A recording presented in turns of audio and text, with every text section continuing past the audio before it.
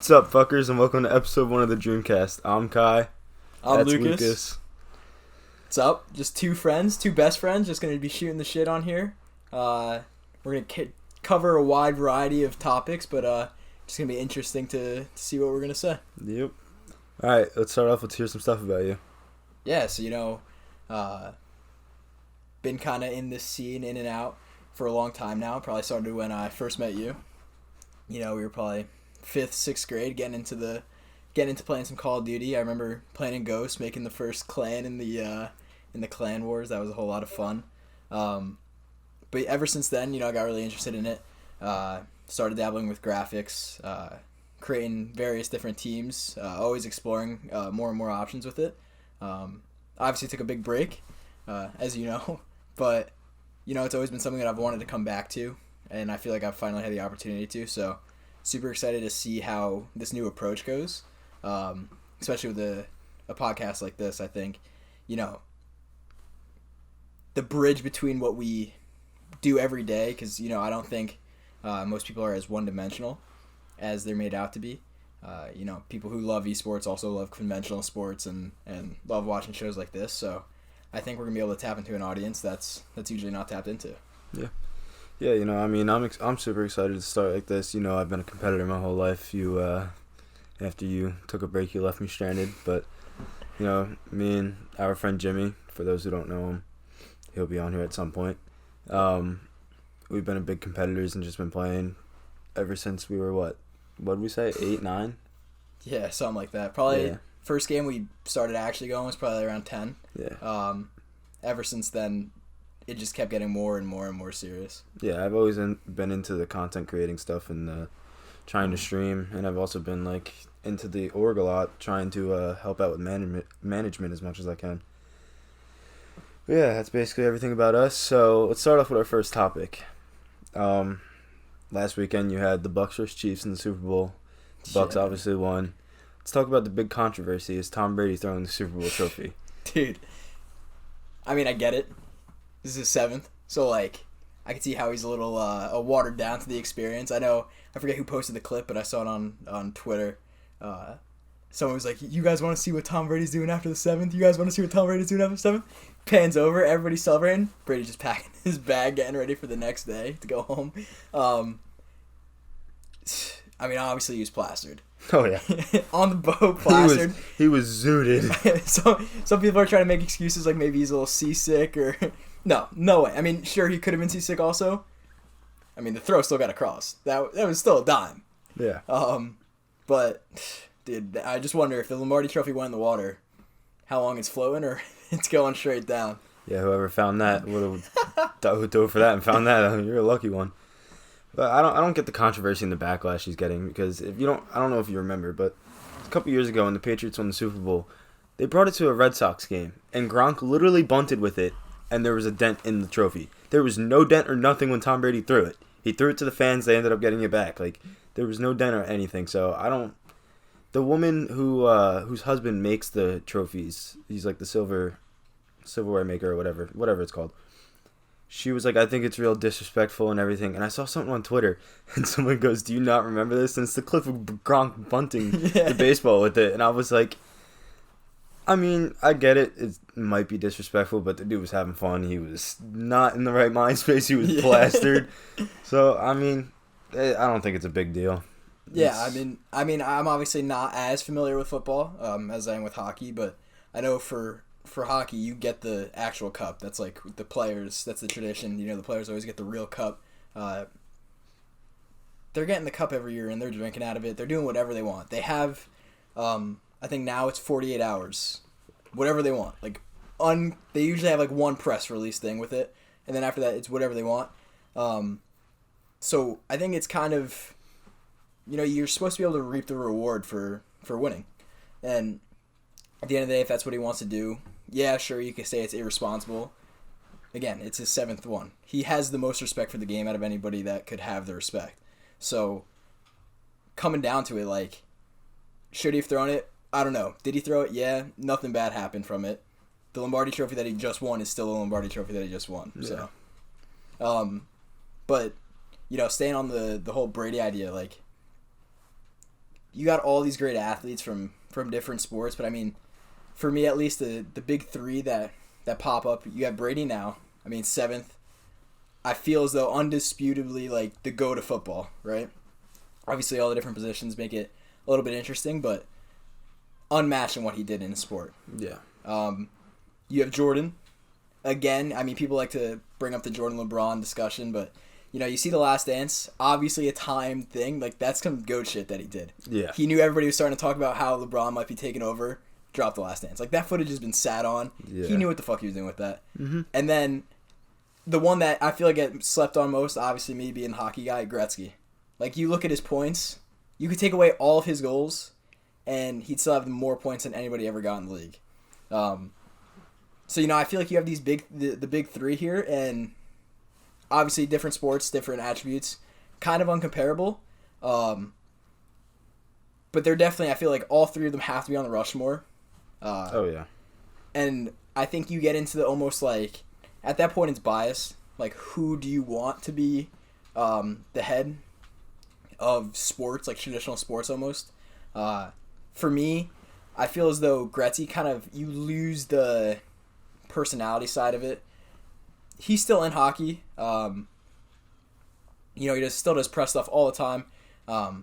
But not as much as you see Jordan, and obviously Brady's still in the sport. So, I mean, especially when you consider age into it, Brady's putting up these numbers this old, not slowing down at all. For me, I think, like, undisputably, gotta be those three, and then you can kind of just take your pick from them.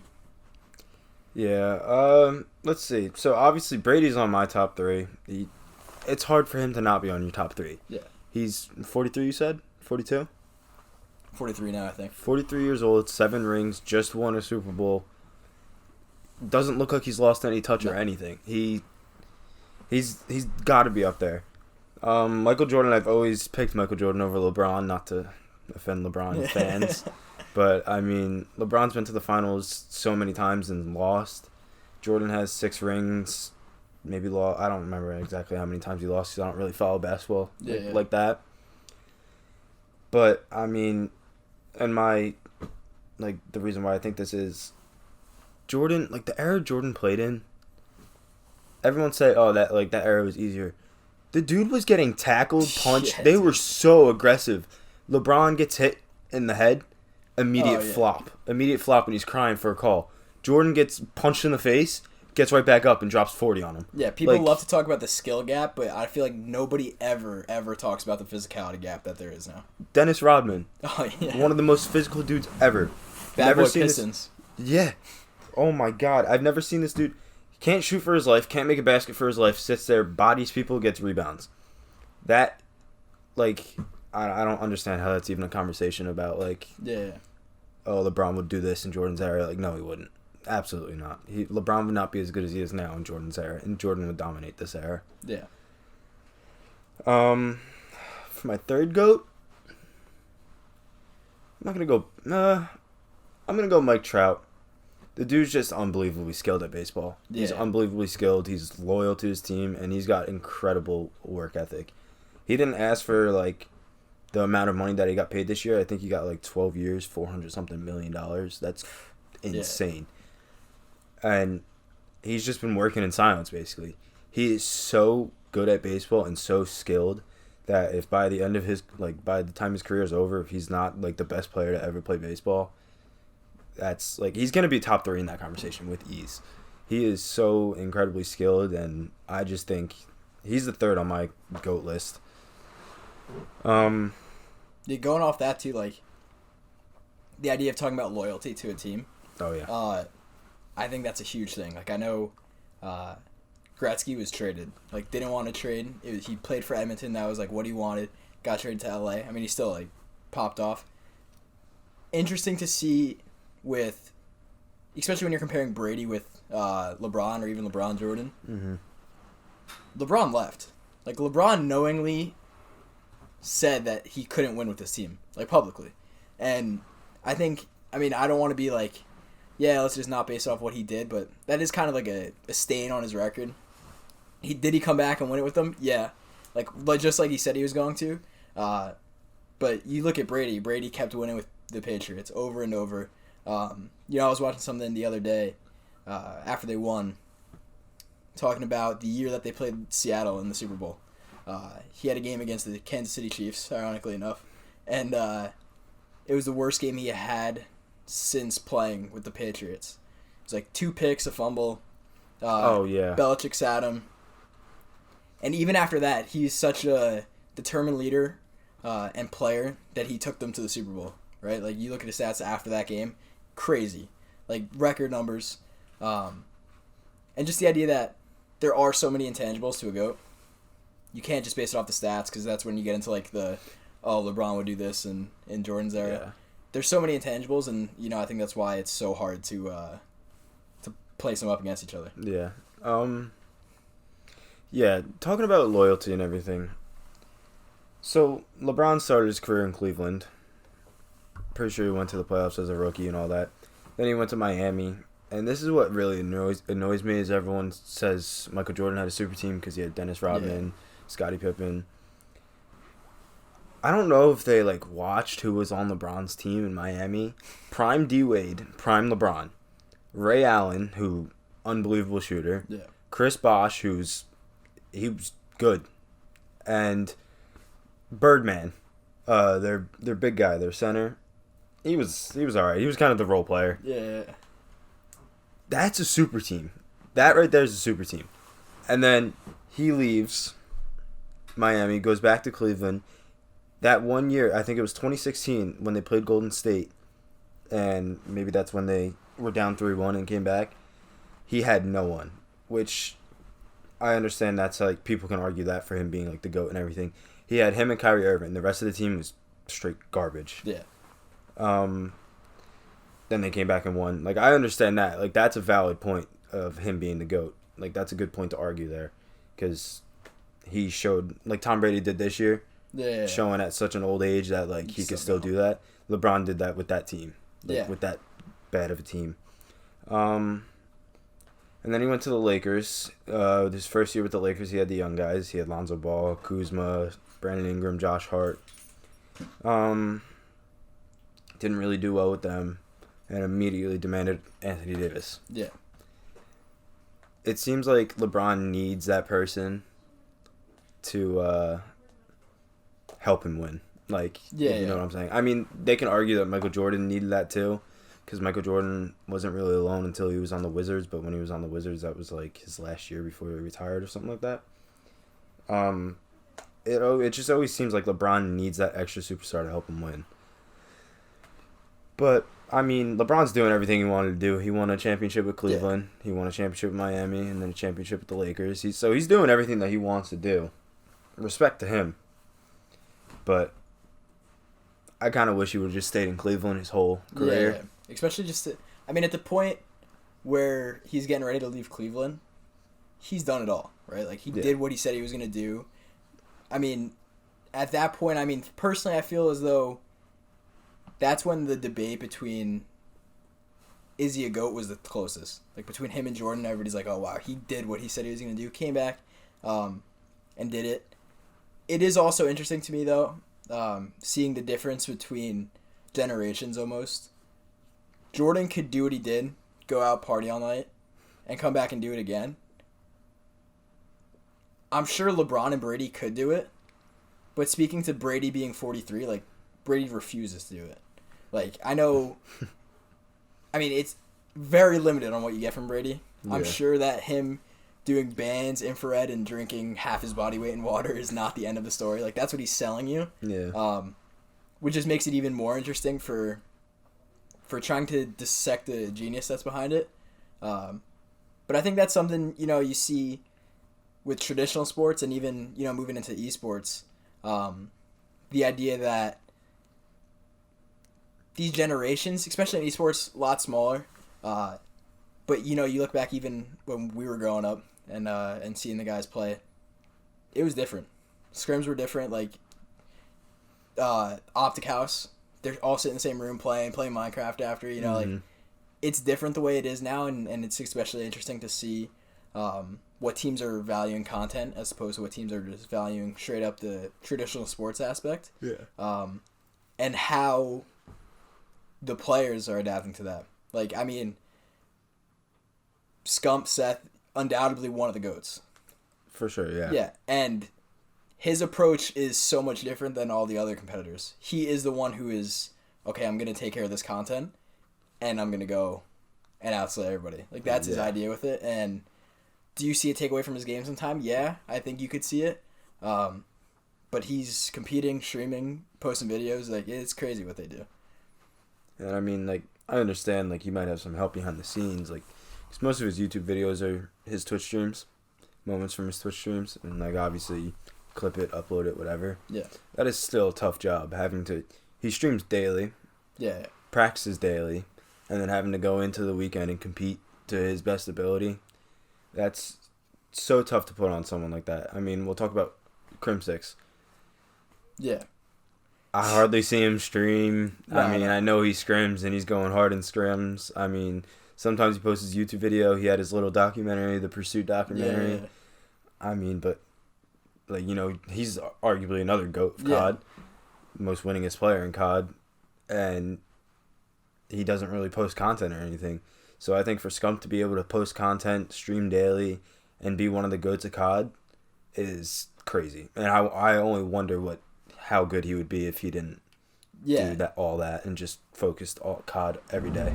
Yeah, and I know Nade said it, like, Skump would be like 6 or 7 times bigger than he is now if he just quit competing, right? Yeah, for sure. And it's where you see the urge to compete that's unmatched. Like, all the pros, you know, it's the same way. And I think it's really, you know, telling in the way that the CDL is going now. Obviously, like, some changes from the CWL, some good, some bad. I mean, they've also been struggling with some, in my opinion, game-breaking aspects to the new games. Mm-hmm. But these competitors are still going in day and night, you know, like, putting the work in. And you can clearly see the shift from these 10 players, let's just say, especially when we were growing up, head and heels greater than everybody else playing, to now, you know, everybody in the pro scene can compete. There's not a doubt that, you know, you see it now. The bottom teams have some of the best players. Like, Octane's on Seattle. He's one of the best ARs right now, without a doubt. And he's still on a struggling team. So it's interesting to see how the skill gap's closing. And you have all of these top AIMs coming in. Like Awakening, right? Like, yeah, big wave. Came in last year. Yeah. Tore it up. Absolutely fried. Yeah, and then you see where the pros that used to be staples, like Haggy, right? Was in the league. Wasn't. Now he just came back in this weekend. Performed. He performed. He proved that. Yeah, he proved that he could play in the league. Yeah, I mean, his first and second map were shaky, but they almost pulled a reverse sweep, and he played pretty well. I mean, obviously, there's gonna be fans that are like, "Oh, Haggy sucks," like Haggy this, Haggy that. I ain't giving up on him. No. Wait, whenever next home series is. Wait, I bet you he's gonna fry.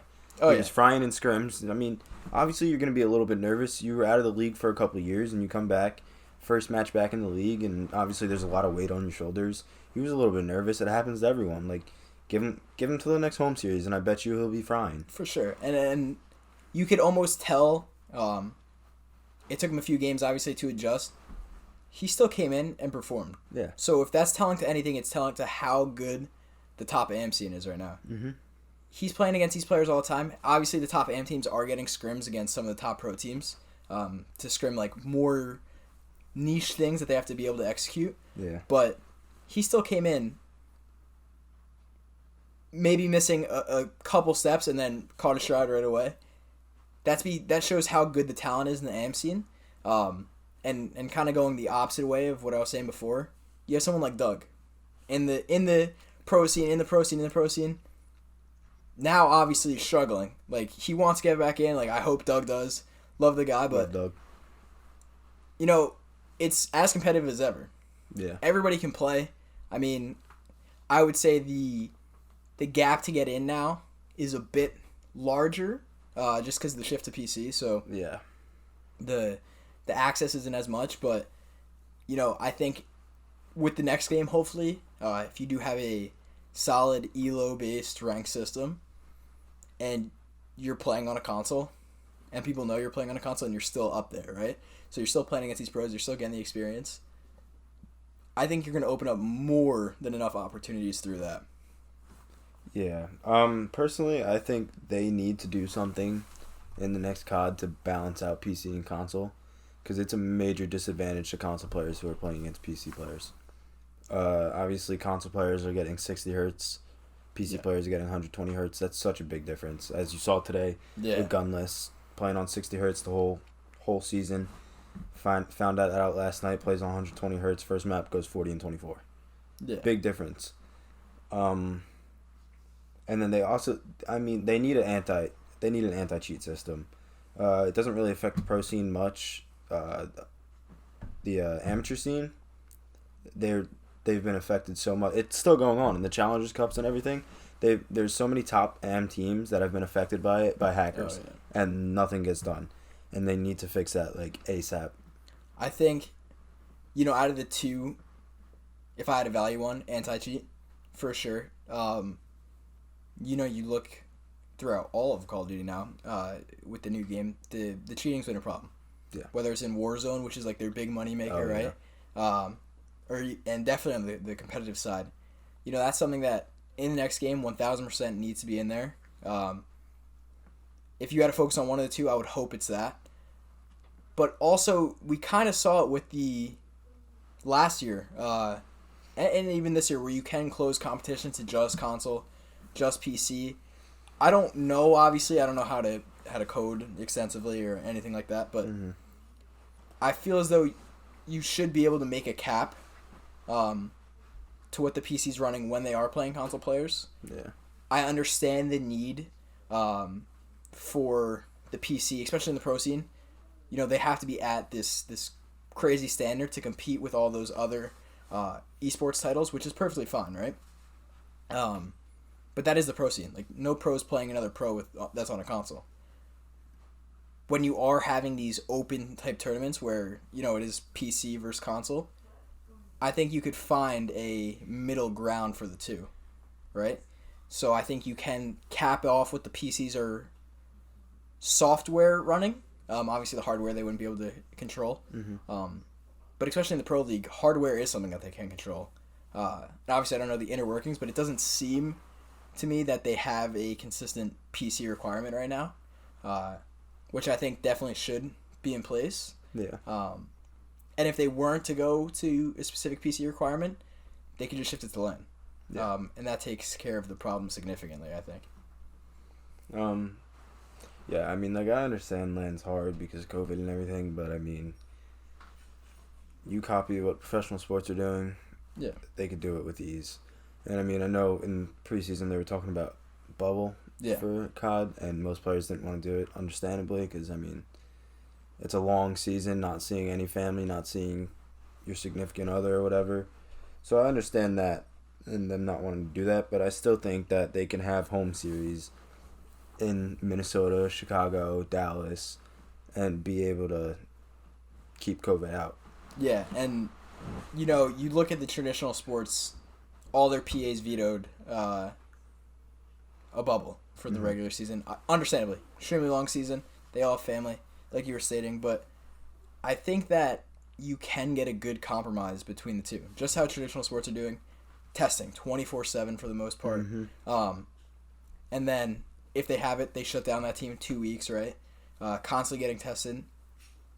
So there are solutions. For me, right now, when I look at it, I don't think it would be hard to have teams come to... Obviously, it would have to be much smaller of a venue. Yeah. Right? And if the league wanted to make it no fans, regardless of what state you're in, regardless of what the government's saying there, that's fine. They could even have it at one studio then. And... you see it, not for this reason, obviously, but you do see it with CSGO. I think it was the Summit Major, I believe. Teams are competing in different rooms, and it's conventional with CS2 for qualifiers, competing in different rooms, but they're on LAN. So you're getting what you need, which is LAN, for true competition, but you're also getting the safety precautions that you need because of COVID. So I think you can do both. and have the teams completely isolated. And I obviously would assume that the league has looked at this and the players have thought about this. All the players seemingly want to play on LAN, so this would be their solution. So now I just wonder if it is a league thing and money-wise for the league. Because you do look at it, this is the first year, or maybe last year, but definitely this year, they shifted the conventional Friday to Sunday tournament where it's game after game after game after game to now it started on Thursday, right? Yeah. So you're getting all this extra length, more production. I mean, I don't know about you, but when I'm watching the stream, it feels like it's double the length in between the games. Oh, it definitely is. So many more ads, more breaks. Absolutely. And I think they're doing that strategically, right? They're doing that for a financial reason. And I think they're concerned that if they try to move this to LAN, you can't have teams flying in and out every week for these 4-day long things, right? Yeah. The only way that's possible then is to stay the whole week. Obviously not ideal. You could even switch it towards how the CWL had the stages, where groups are playing all their games at one time than the other group. I just think if you want to have the best possible competition, which obviously the players want to see and I think the fans want to see, you move it to LAN any way possible. Obviously take all the safety precautions and definitely without a doubt have champs on LAN. Yeah. And from a viewer's experience, I think they also have to make sure that they have champs as one coherent thing. The playoffs last year with like the 1 week and then champs the second week. Honestly, I had no clue it was happening until the second week where everybody was talking about it being champs. I really had no clue. Yeah, I thought it was one playoffs, like one champ. No, yeah. They got to figure that out to make sure it's accessible to everybody, in my opinion. But I feel like it's just the little things that once they figure it out, it's going to elevate the league.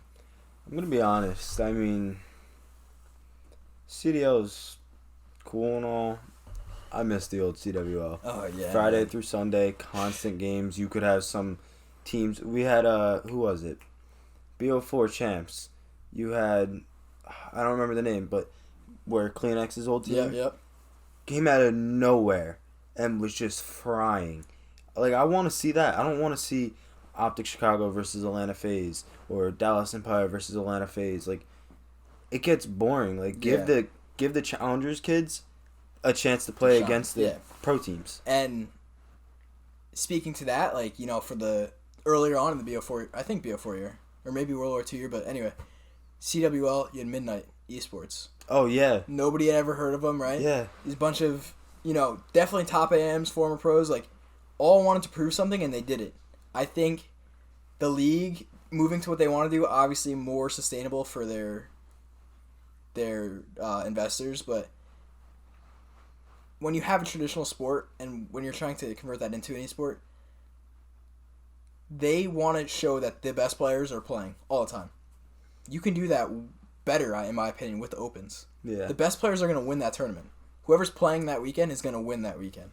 Well, Envoy came from Midnight. Exactly. He was on Midnight, and then they qualified, and then he got picked up by Gen G or whatever, and then went on. Now he's on Optic and everything. I feel like what COD is trying to do is they're trying to be like professional sports, but it doesn't work when you have 4 guys as your starters and the rest are bench players. Like baseball, you got 9 possessions on the field, and then you got bench players. Yeah. You got on the bench, there's DHs, you know, if someone gets hurt, they fill in. Basketball, you got 5 starters and then bench players. The bench players rotate in throughout the game. CDL, you rarely see a bench player get used. No, hardly ever. I mean, unless there's like a visa problem or somebody's sick. Or internet, since we're online, Yeah. Internet goes out. Once we go back to LAN, we're not going to see anyone get used. No, I think the only person on LAN last year who got used, rest in peace, was Pharaoh. Yeah. After Priestley got sick online. Yeah. Or not last year, 2 years ago even. Speaking of Pharaoh, we're talking about how, you know, the dudes in the challengers came up. Once he hit Mutineers, they did not lose. Oh yeah. They were frying. Yeah. Sad to see that type of talent go, and you know, obviously leave the world, leave the community. It's sad, and that definitely hit deep in my heart because I remember in World War II, obviously, I'm an Optic fan. I remember World War II. They were playing Optic, and they were scrimming Optic, and Krim was pissed. So pissed all over the timeline because Pharaoh was using the machine gun pistol, and oh my god, it got Krim tilted. Yeah. And it was just, I mean, like, obviously you're going to be like, I hate that kid because he's doing that. Yeah. But, I mean, the kid was just good. He was good, and he made a difference on every team that he was on. So it's sad to see that he's passed away, and, prayers are up for him and his family. Yeah, and, it shows a lot to his character, playing with 100 Thieves the year, and obviously things weren't working out with the team, and they steamed that he was the necessary change, right? Mm-hmm. He kind of wore that on the chest and, kept going. Obviously had some rough bouts with media issues and stuff, but as a player strictly, went through those trials and tribulations with 100 Thieves. Next year showed out with Mutineers, like you were saying. So, even going back to our GOAT conversation, like, he had everything, all the aspects that you need as a competitor to continue to keep playing. And I think, now you're going to see some names in the pro scene go out of the pro scene, in the pro scene, out of the pro scene. Yeah. He was on the trajectory to make sure he was a solid name always in the pro scene. Oh, yeah. And, so yeah, rest in peace, man. Well, I'm pretty sure he was a guaranteed starter on the Mutineers this year. For sure. Because, he passed away before everyone announced their rosters and stuff, which is upsetting and everything. But, all right, let's move on to league play. Let's talk about this. Recently added in this past week. Should we start with initial rankings? Let me just say this. Shit show. Oh, yeah, dude. I mean, I don't know. Obviously, they were trying to do score per minute with the first 5. I'll say it. Got to play some competitor to start. I don't know how that happens, but I also find it interesting that their solution to that was just doing one placement match to see where you were placed. Like, they had to realize that what people were complaining about was the way they were doing it. They tried to fix it. I mean, I think the rankings or the placements were more accurate after that. But they definitely could have done it in a more efficient way, or just go back to ELO, right? Yeah. Like, I don't know how it's telling you you're in the top 5 or top 15, whatever percent, when there's no percentages yet. Like, there's no people that are ranked yet. Yeah. I think the need to go to an ELO is essential, because that shows who really wants it. And it kind of seems like, they just threw something out there because everybody was complaining that there was no ranked. Yeah. Which is upsetting. They had a great opportunity to make sure that this game was a step in the right direction for the pro scene, but, they want to talk about how they want to integrate the pros with the common players all the time, and it's just interesting to me how they say that every year, and seemingly they just kind of neglect it every year. Yeah, I mean, we had Skump tweet at, or Skump either tweeted at Vandahar or just tweeted out, and Vandahar responded and was like, my guys are working, like, you should be thankful, this is a hard year and everything. Understandable. They released it February, so the game came out in November, right? Yep. So, a couple months, and they basically just did a copy and paste on Black Ops 4. Oh. When they could have Which rank system was terrible to start. Yeah, when they could have just worked for those months on a ranked play system and made a different one and a better one. I mean, now, I don't think it's even worse now, but it's still bad now. Yeah. Master's supposed to be top 2%. I'm ranked Master, and there's kids that I play in the Master Division. You are just straight garbage. Yeah. And I don't understand how they get put in there. And I honestly think that this year League Play is just going to be the mode to play if you want to play, like, competitive modes, but it's... just 4v4. I mean, I think... just 4v4. Which is what MW had with their CDL playlist or whatever, right? Yeah.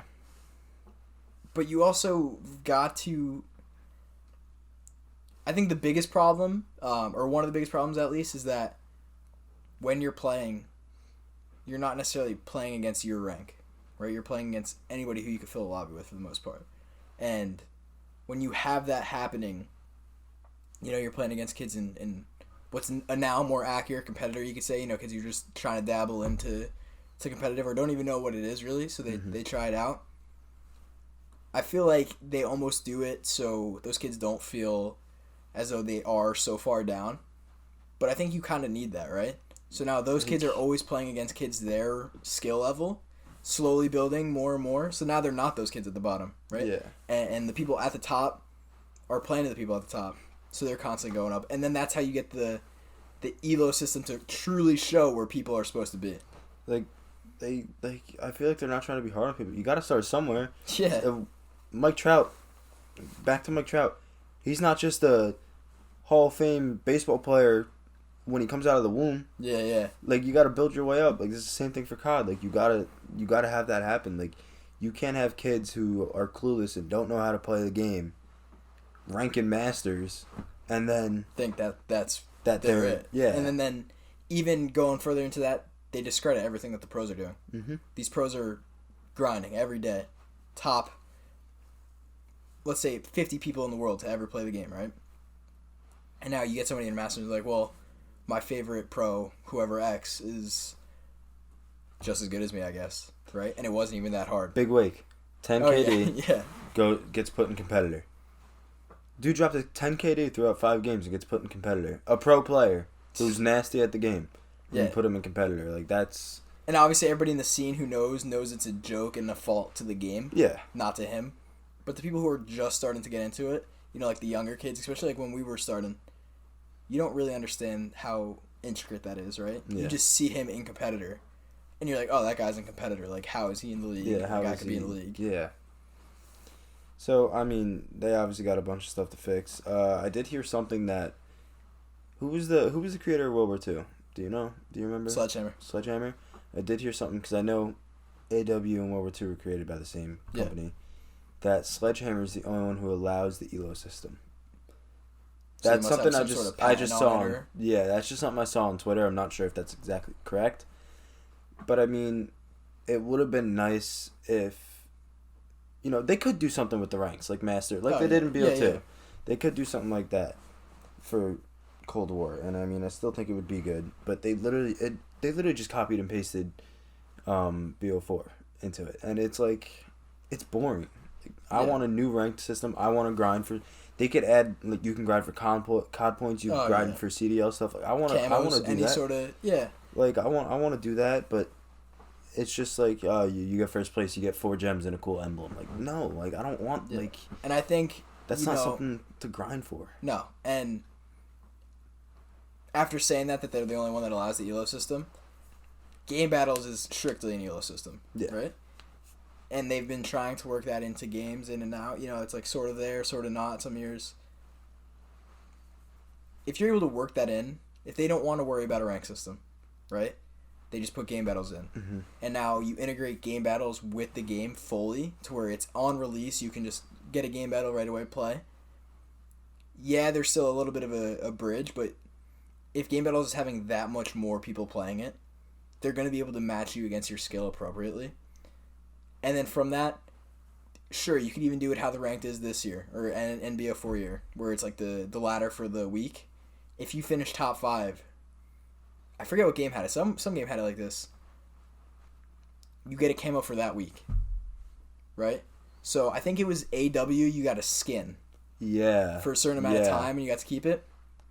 That was sick. Like, I thought that was sick in the game. Like, you try to pull it, you finally pull it, you're like, yo, I got this for like 5 days, I gotta try to get it again. I mean, another thing, AW. I mean, supply drops, I personally thought that they were a good thing. Like, AW supply drops. Yeah. You got advanced supply drops for like every 20 levels, and you just got supply drops for completing challenges or just playing the game. I thought that was a good idea. I didn't like in, BO4 where you earned like reserve cases. You got like 3 things out of them, and they weren't that good. Like, I feel like supply drops in AW were elite because you had advanced supply drops which guaranteed you good things, and then regular supply drops, which you still most likely got something good out of it, and like. The stuff that you got too was like it was sick. Like you had the optic gear, you had denial gear, and then you just had you had like clown suits, like psychedelic suits. Like that is sick. Remember grinding for the white, all white? That stuff was sick. All purple. Yeah, It's so easy too. Yeah, I think And even, going back to them trying to integrate it with the pro scene as much as possible, those camos obviously didn't come out, the pro camos didn't come out right away. But, again, that's, 5 years in the past now? So now it should be, the game comes out, you have these franchised, established teams that are going to be in the league every year. As soon as the game comes out, you should have, the camos for the team. And, obviously people looking at the weapon camos this year, like, not liking them as much. Some people like them more, how simplistic they are. But you can have that, and you can have each, I guess, major with the way that they're going now. You could have it kind of like CS where you could rep your team, right? On the major, they have all their names signed. Yeah. That would be perfect. And you could also make it, obviously, if you're going to make it to where people are buying it, you got to add crowdfunding, like, for sure, without a doubt, and keep it that way. If you're not, you can make it to where people are grinding for those, right? Yeah. So now you get somebody who's never heard of competitive. They get something that on the bottom says CDL with a little logo next to it and some guy's signature. They're like, what the hell is this? They look it up in the game, pulls it up, all these different CDL things, and now that's their first step in the doorway. Then maybe they go dabble, league play. Now they're watching, and play some bets on it or whatever. There's so many ways to get involved now. And that's how you organically bring everybody into the ecosystem. You want to... See, this is the thing. The camos this year... I could have made better camos, if we're being honest. I could have made better team camos. The skins aren't terrible. I actually kind of like the skins this year. The camos and the stickers and the charms. A shoe with a team's logo on it for each team, like, that's awful. A camo literally is just splatter of the team's colors. And again, it's not like you look at it and they're like, I guess they didn't have good artists this year. The skins are sick. Yeah. And they got the watches, they're nice.